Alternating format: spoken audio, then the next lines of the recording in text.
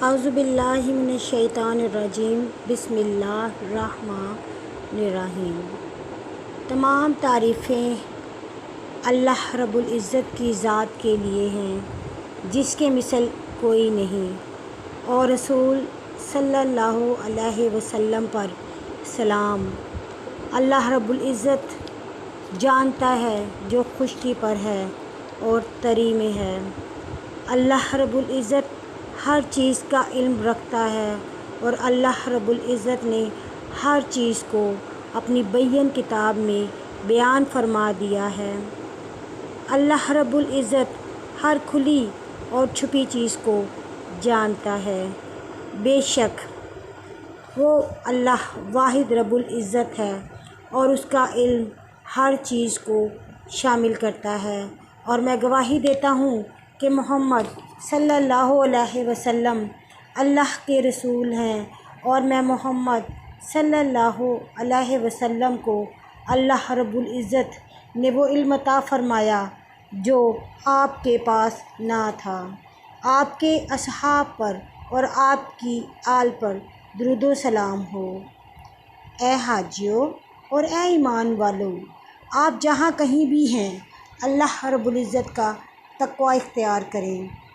اس میں آخرت کی بھی نجات ہے اور دنیا کی بھی نجات ہے۔ ہر طرح کی کامیابی ہے، اور جو تقوی اختیار کرتے ہیں اللہ رب العزت کے پاس ان کا بہترین ٹھکانہ ہے۔ اللہ رب العزت کا تقوی اختیار کریں، خوف رکھیں، یاد رکھیں اللہ متقین کے ساتھ ہے۔ اور ہم کیوں نہ تقوی اختیار کریں، اور اس ایک اللہ کی رب العزت کی ذات ہی تو ہے، جب کوئی پریشانی آتی ہے تو وہی دور کرتا ہے، اور اللہ رب العزت کا تعلق بندوں کے ساتھ ہے۔ تو اے ایمان والو، اللہ کا خوف اختیار کرو۔ بے شک اللہ رب العزت ہر چیز کو جانتا ہے، اور تقوی کا بھی یہی تقاضا ہے کہ تم ہر اس کا کام کو پورا کرو جو اللہ نے تمہیں حکم دیا ہے۔ تمام عبادات کو پورا کرو اور اللہ رب العزت کی عبادت کرو۔ اے لوگو، اللہ کی عبادت کرو جس نے تمہیں تخلیق کیا، جس نے تمہارے لیے زمین کو بچھونا بنایا اور آسمان سے تمام ثمرات رزق کی صورت میں نازل کی۔ اور یہی دعوت تمام نبیوں کی دعوت تھی، جو کہ تم سب کی دعوت ہے۔ سب نے یہی گواہی دی، یہی دعوت دی کہ اللہ کی عبادت کرو، اسی کا خوف اختیار کرو۔ اللہ رب العزت نے رسولوں کو بھیجا، کتابوں کو نازل کیا، اور تمام انبیاء اللہ کی طرف بلانے والے تھے۔ اور نبیوں نے کہا اللہ کی عبادت کرو، تمہارا الہ اللہ کے سوا کوئی نہیں۔ اور یہی بات ہم کلمہ شہادت کے اندر کہتے ہیں، اللہ کے ساتھ کبھی شرک نہ کرو، اس کے ساتھ کسی کو شریک نہ کرو۔ اسی کے لیے ہے جو زمین میں ہے اور جو کچھ آسمانوں میں ہے۔ جب کوئی مشکل آتی ہے تم اسی کی طرف دیکھتے ہو، اسی کی طرف منہ کرتے ہو، تو کبھی بھی اس کے ساتھ شریک نہ ٹھہراؤ۔ ایمان میں شامل ہے کہ اللہ کو ایک ماننا، رسول کو ماننا، اور اللہ رب العزت کی طرف سے بھیجا ہوا ماننا ہمارے ایمان میں شامل ہے۔ یہ تصدیق کرنا کہ وہ سچے نبی ہیں، اور ہم پر لازم ہے کہ تمام عبادات کی جائیں جن کا حکم اللہ رب العزت نے نبی کے ذریعے دیا۔ اللہ کے رسول داعی دین بن کر آئے، اور وہ سراج منیر ہیں۔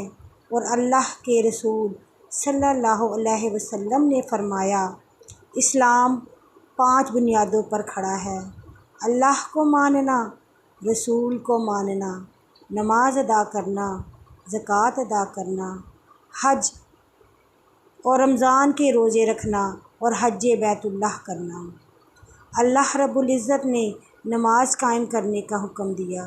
بے شک نماز برائی اور فحش کاموں سے روکتی ہے۔ اللہ جانتا ہے جو کچھ تم کرتے ہو۔ اور زکوٰۃ کا حکم دیا، اور اس کے ذریعے سے تم سب زکوٰۃ ادا کرتے ہو تو اللہ رب العزت تمہیں غنی کرتا ہے۔ اور اس کے بعد روزے کا حکم دیا، پھر حج کا حکم دیا۔ لوگوں میں جو استطاعت رکھتا ہے وہ حج کریں۔ اب آپ تمام لوگ حج کے لیے آئے ہیں، اللہ رب العزت کے حکم کو پورا کریں، اس کے تقاضوں کو پورا کریں۔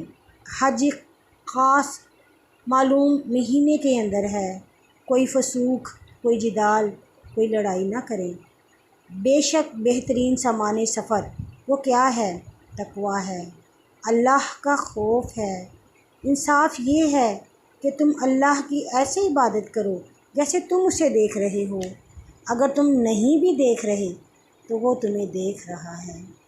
اور اللہ پر ایمان لاؤ اور رسولوں پر، ملائکہ پر ایمان لاؤ۔ تم جہاں کہیں بھی ایمان لانے والے ہو، تمہارے لیے وصیت ہے تقویٰ کی، اللہ کا خوف اختیار کرو۔ تمام لوگ مغفرت کی طرف آئیں، جنت کی طرف آئیں، خیر کے کام کریں، نیک کام کرو تاکہ تم کامیاب ہو جاؤ۔ اسلام کی دعوت کو عام کرنے پر لگ جائیں اور احسان کا معاملہ کریں۔ رسول اللہ صلی اللہ علیہ وسلم کے بارے میں اللہ رب العزت نے فرمایا، آپ خلق عظیم پر فائز ہیں۔ رسول اللہ صلی اللہ علیہ وسلم نے فرمایا، تم میں سے جن کے اخلاق اچھے ہیں وہ قیامت کے دن میرے سب سے زیادہ قریب ہوں گے۔ مسلمانوں کا عمل ایسا ہوتا ہے کہ اس سے مسلمانوں کو بھی فائدہ پہنچتا ہے۔ جو مسلمان نہیں ہیں اگر کوئی برائی کریں تو اس کا جواب بھی اچھائی سے دو۔ اللہ رب العزت نے فرمایا کہ معافی کا معاملہ اختیار کرو، معاف کو عام کرو، معافی کو عام کرو۔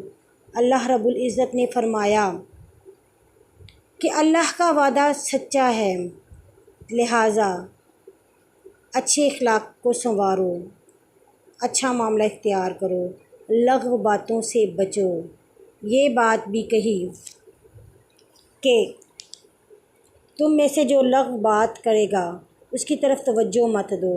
مسلمان خیر کے معاملے میں ایک دوسرے کا ساتھ دیتے ہیں۔ اسلام میں حکمت کے ساتھ تمام معاملات کو لے کر چلنا ضروری ہے۔ جو کام پر کوئی بھی لے جاتا ہے مسلمان اس کو، جو کوئی بری طرف لے جاتا ہے مسلمان اس سے دوری اختیار کر لیتا ہے، اور یہی حکمت ہے۔ تواضع اور محبت کو مسلمان پر لازم قرار دیا گیا ہے، اور اللہ کی رسی کو مضبوطی سے تھامنا لازمی ہے۔ اللہ نے فرمایا، اللہ کی رسی کو مضبوطی سے تھام لو اور اس میں تفرقہ نہ ڈالو۔ اسلام کی جو حد ہے اسی میں ہی انسانیت کو رہنے کا حکم دیا گیا ہے، اور تمام تعلیمات دی گئی ہیں اور ان کے ذریعے سے مسلمانوں کو سمجھایا گیا ہے، لوگوں کو نفع دینے کا حکم دیا گیا ہے، انسانیت کی قدر کرنے کا حکم دیا گیا ہے۔ اسلام انسان پر لازم ہے کہ وہ دعوت عام کرے، اور یہی وجہ ہے کہ اسلام کونے کونے میں پھیلا، اشاعت اور انسانیت کی تعلیم دی تو وہ اسلام نے دی۔ بے شک اے حاجیو تم یہاں موجود ہو، یہ دعاؤں کی قبولیت کا دن ہے۔ میدان عرفہ میں رسول اللہ صلی اللہ علیہ وسلم نے خطبہ دیا، پھر حضرت بلال نے اذان دی، اقامت دی، پھر آپ نے عصر اور ظہر کی نماز کو ملا کر قصر ادا کی، اور اس کے بعد مزدلفہ تمام مناسک حج ادا کرنے کے بعد مزدلفہ چلے گئے، اور وہاں پر جا کر سب سے بڑے جمرات کو کنکریاں ماریں، اور پھر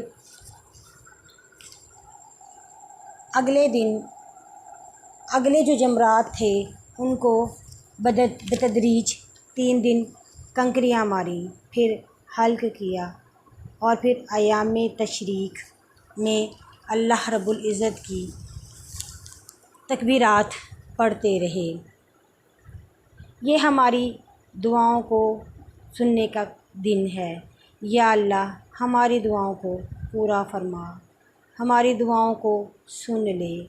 اے مالک ہمارے لیے آسانی پیدا فرما، ہمیں برکات عطا فرما، ہمیں دنیا میں حسنہ عطا فرما، بھلائی عطا فرما، آخرت میں بھی، اور ہمیں بچا لے عذاب نار سے۔ مسلمانوں کے قلوب کو جوڑ دے، تمام مسلمانوں پر رحم فرما، کرم فرما، مسلمانوں کے رزق میں برکت عطا فرما، مسلمانوں کو بھلائی کے کاموں پر لگا۔ خادمین حرمین شریفین نے جو کاوشیں کی ہیں ان کو قبول فرما، اور ان کو اس کا ثواب عطا فرما جو انہوں نے حجاج کے لیے تمام کام کیے، ان کو قبول فرما اور ان کے درجات بلند فرما، اور ان کی طرف سے اس کو قبول فرما، اور نبی صلی اللہ علیہ وسلم پر کثرت سے جو ہم نے درود پڑھا اس کو بھی قبول فرما۔